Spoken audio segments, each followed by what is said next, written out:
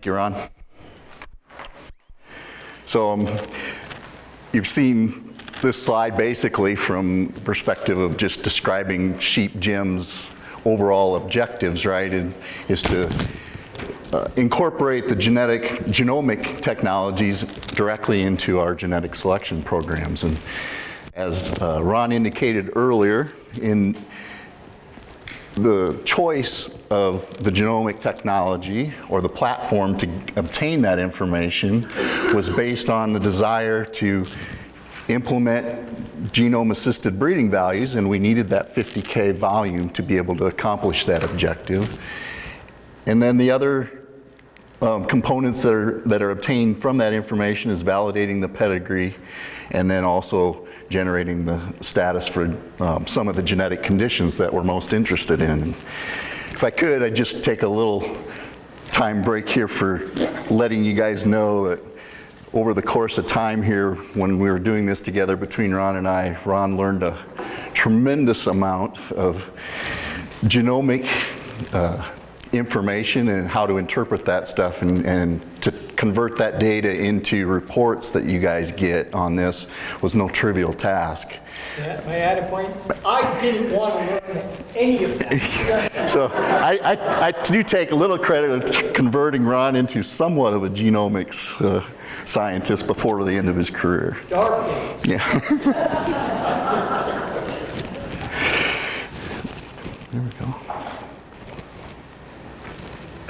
All right, so this is the platform. That's what one of those 50K chips actually looks like. The outcome of that product itself was the outcome of a very international collaborative effort among lots of different research groups. But the key thing to think about is that each of those individual 50K spots on that chip was selected from sequencing data for different purposes than what we're using it for in terms of genetic abnormalities. Those 50K SNPs that are used to produce genome-enhanced breeding values were selected from a set of polymorphisms that were discovered based on their chromosomal position, so they're spread throughout the entire genome, and based on the fact that they would be intermediate in frequency so that they could be useful over a large number of populations. That doesn't make those the perfect markers for the genetic abnormalities. We can't pick and choose where in the genome we go to test for those specific genetic abnormalities. So I don't want to go too deep into the chemistry of this, but just like as sheep producers, we want our consumers to understand where their lamb comes from. I think I want the breeders in this room to understand where those SNP calls actually come from and what they look like, and the fact that they are not all the same quality. And that's a key thing. People say, well, why didn't I get this? This was an unreported call, but yet 95% of my calls got made. There's chemistry involved, biological variation. Those targets are not optimized for every situation. So this is what a normal SNP would look like from 650 some animals. And those genotypes are represented by different colored dots. And all that this chemistry does is decides whether or not it's red or blue. An A allele or a B allele. Doesn't matter what the sequence is, it's A or B. So the blue dots are represented by homozygous for the B allele, red dots homozygous for the A allele, and the purple dots would have one allele each. And this is a really good normal SNP, and I think I could even get my grandson to train to draw circles around those specific distributions without causing much of a problem. But as I said before, not all of them are the same. So here's something that is on our 50K chip. It's called a less optimal SNP. And as you can see here, the distribution of those calls is just not as distinct. They overlap. Where are you going to draw the line in terms of when you make that call? Anybody want a good guess as to what that particular SNP represents on our chip? Haplotype 4 for Team M154. All right, so that's the introduction part. I won't say a whole lot about parentage. That's the other component that's coming out of this use of the genomic technology. All right, but as my kind of public service announcement for Tom and NSIP people is that parentage, I want to just reiterate to you, maybe it's obvious to you, maybe it's not, is an individualized source of data. When you do have multiple sires out in that breeding paddock, just because you genotype one lamb out of a particular set of triplets and define parentage for that lamb, that does not infer parentage for the other two triplets. So, and this is a distribution that really brings that into focus. This was in our composite 4 population where we were doing multi-sire mating combinations and then genotyping all the progeny. So if all of the rams in these groups of 3 produced equal number of lambs in progeny, you would see a big frequency bar right here at the 33% level. And obviously that's not the case. So we had multiple examples that Tom and I dug up from that particular experiment of sets of triplets with 3 different sires. So on to the genetic conditions.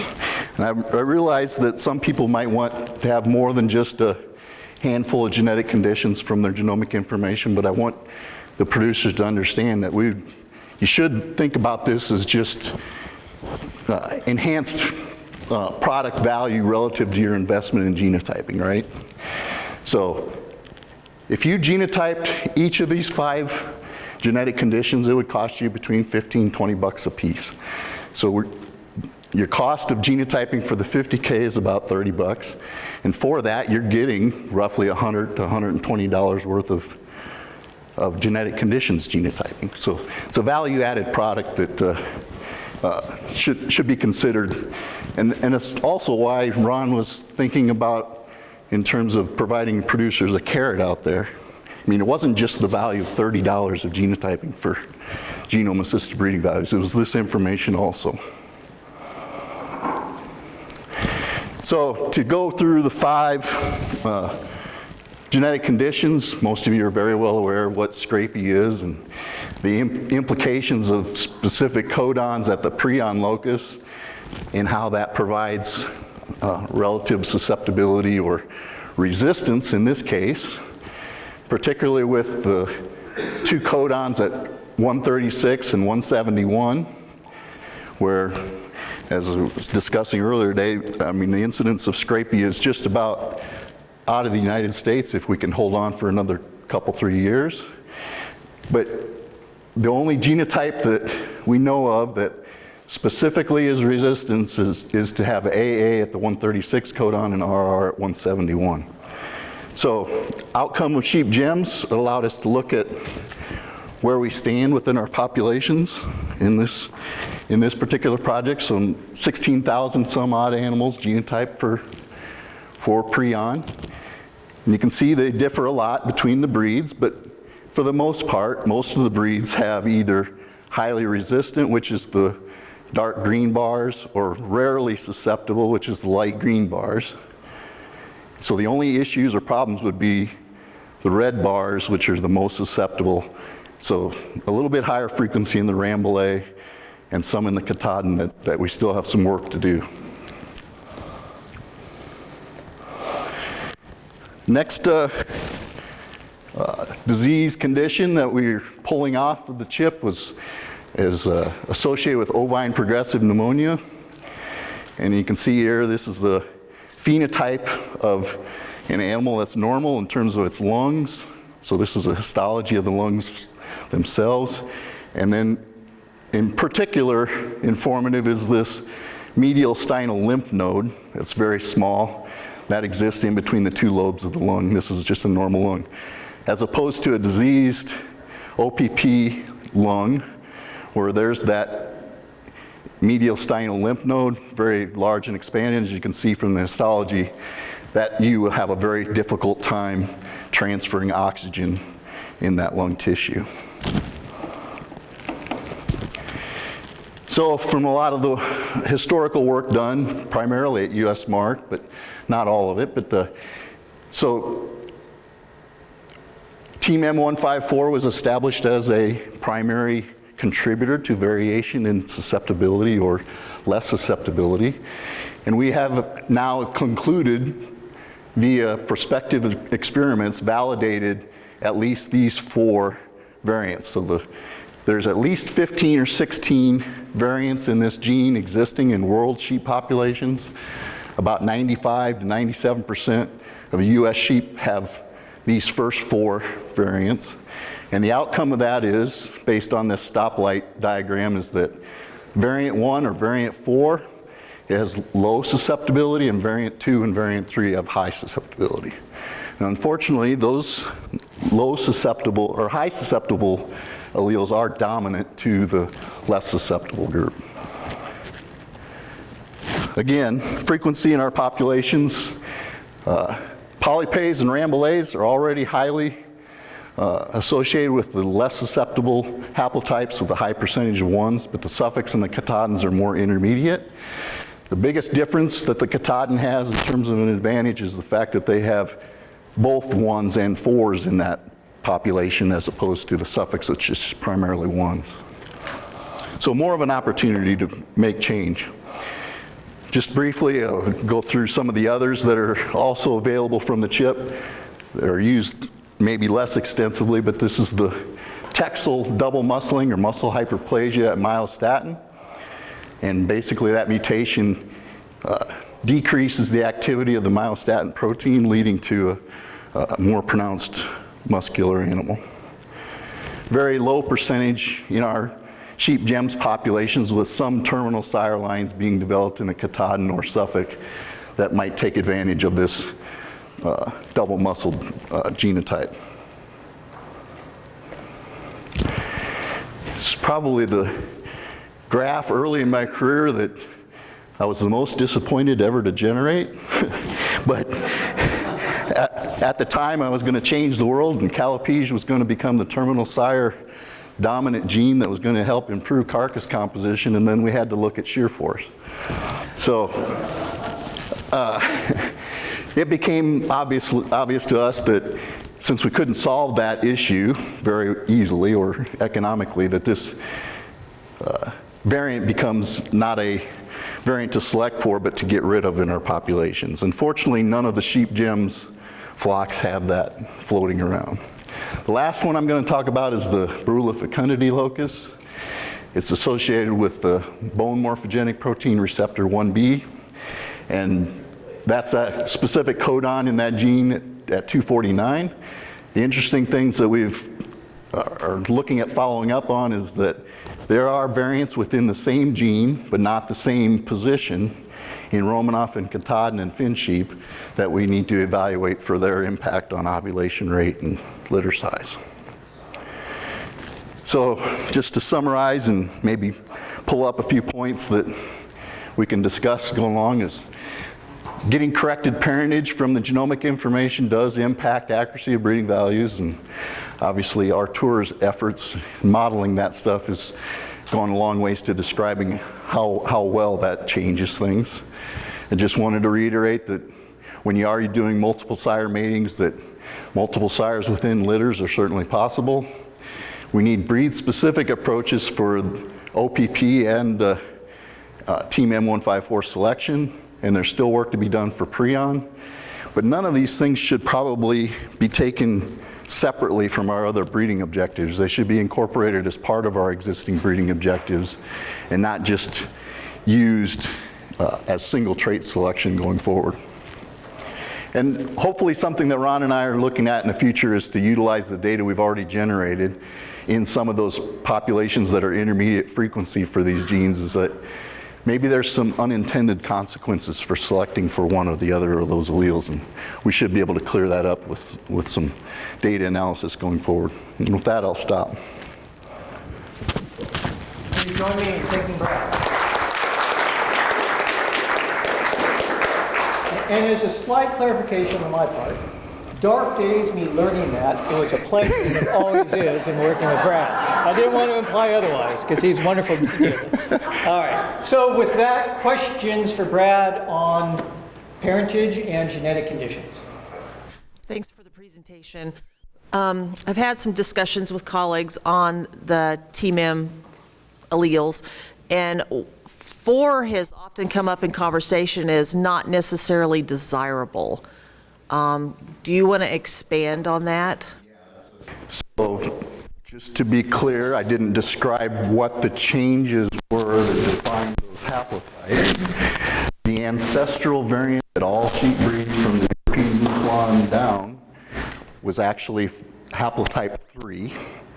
So the favorable haplotype 1 is a mutation from that number 3 haplotype, but it is a single base change, a 1 base change that changes the protein coding sequence to something that's more favorable for less susceptibility. We don't know why, but it is. The 4, however, is a completely obliteration of the protein itself. It's a deletion event. So if you have animals that are homozygous 4, TMEM154 does not produce any protein in those animals. Now, we had the experiment at Mark where we had 4 animals. They are viable. They are just as equally productive as 1-1s and 1-4s. So nothing in terms of fitness was associated with that, but we didn't measure everything. So the recommendation that we have is if you have everything else being equal, so by all means select for 4s if that's what you have that's available. But give preference to 1s over 4s because it has less of an impact on the true protein function, which we don't really know and understand yet. Because it's only a single base change, so the natural TMEM154 functions and whatever it's supposed to do will still be there. Whereas if it was a 4 allele homozygous, TMEM154 is not present in the animal. And perhaps this goes back a bit, Brad, to the question you asked me about genome editing. Those are the exact questions that come up when FDA and others look at a genome edit. What happens that you don't know happened, right? And they're trying to predict. In this scenario, you've got multiple alleles, and how you change one has a different impact than the other, and the downstream effects are what can we measure. And I think FDA comes up with many times, well, did you measure this? Well, maybe a good question, but did we need to? Or how long will it take us to measure to get maybe a genome edit through? Those are things that are real and play a role in all this regulatory, back to the science understanding point, I think. So just a comment, good work. So related to that, we've got it's not an active collaboration, but I guess we've been brought in to kind of consult a group from the UK that is pursuing TMEM154 impacts on their sheep populations in the UK. And they have a virology group that is going to look at more of the basic research of what TMEM154 is supposed to do, whether it's in the state of the ancestral haplotype number 3 or number 1 or number 4. So hopefully in the next few years we'll have some more information on that. Are these animals that are less susceptible, you think, seroconvert but never become clinical? So no, what we were reporting is that they are less susceptible to becoming converted serologically, and that is a good point.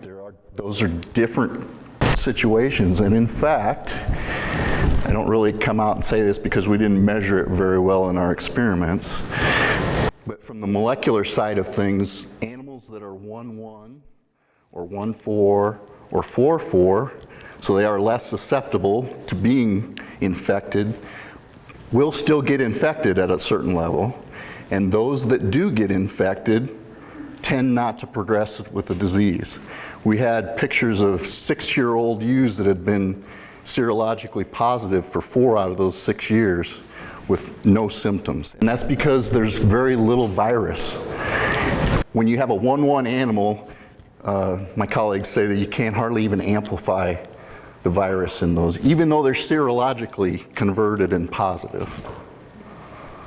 What's the frequency that you saw multiple sires within litters? Multiple sires within litters? Well over 50%. In cases where you're doing multiple sire matings. right? Obviously, if you're doing, only putting one ram in with your ewes, then that's a different question, yeah? To follow up on that, in our Katahdin flock, we do multiple sire breeding. We typically see 25 to 30%. So of the dams that get pregnant, 25 to 30% of those dams will have lambs from multiple sires. And we see less of that in the yearlings than the older ewes for some reason. May I ask a question to the group, because it goes back to something that Brad mentioned. You're getting this information, right? How are you choosing to use it? Jim? Adding value to sales and also improving OPP, less susceptibility. So Jim, does that mean you're selecting on it? Are you identifying animals, making decisions to keep them based on those genotypes? Not on scrapie, but on OPP. Less so for my flock because I don't see any evidence, and I've never detected any evidence of OPP in my flock, but more as a value to the breed. My colleague Mike Heaton likes to say to people that have that response is, you have insurance for house fires, right? You don't want to have a house fire, but you buy insurance for it. This is basically insurance for reinfection. I know there are people that have worked diligently to test and cull and clean up a flock and become OPP free, right? What good does that do if you aren't moving your flock in terms of its natural lowered susceptibility from reinfection again? I'll make a comment from Ron's comment. I think it comes down to each of our individual goals. I mean, if I thought OPP was at risk and I was all too free, be buying any ram that was a 1-4 or 1-1. But then later this week, Dr. Ballard is going to talk about the importance of parasite resistance. And so, can I find a 1-1 ram that is a -80 on fetal eggs? And so, I mean, I think you've preached it for years. It's and I think, at least for me, going back to I think Dr. Murphy had, our goals are constantly shifting, but hopefully they're all moving in a direction where we have economic returns, whether it's through marketing or through healthier animals.